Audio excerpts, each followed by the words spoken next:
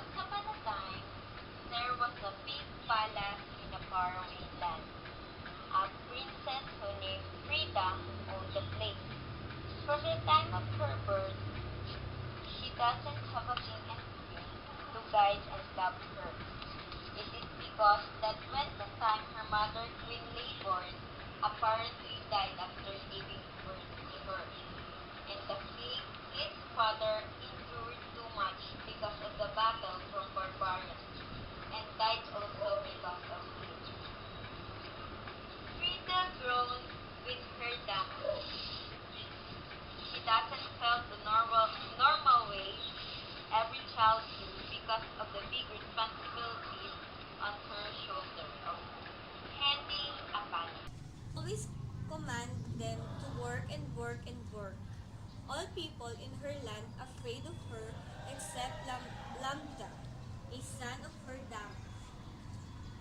Lambda doesn't follow son of Frida's rules because it's not right, and he is happy enough to cut the attention of the princess by always doing that. Since they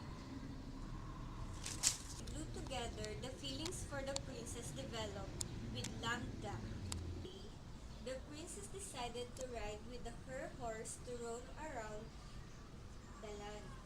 While she was in the forest, the horse trembled because of the snake on the ground. The princess falls down. Her legs bounce on the big rock. That's why she can't move it. She shouted for help, but no one approached too. Not far to that place is Lambda, who is picking up some twigs and dry branches of trees used for chimney. The princess saw Lambda watching her and asked him for help. Lambda came close and saw the sprained legs of the princess. Lambda carried the princess and ride on her horse to palace. From then on, she promised to herself to treat her workers better. Because of helping the princess, Lambda became her close friend.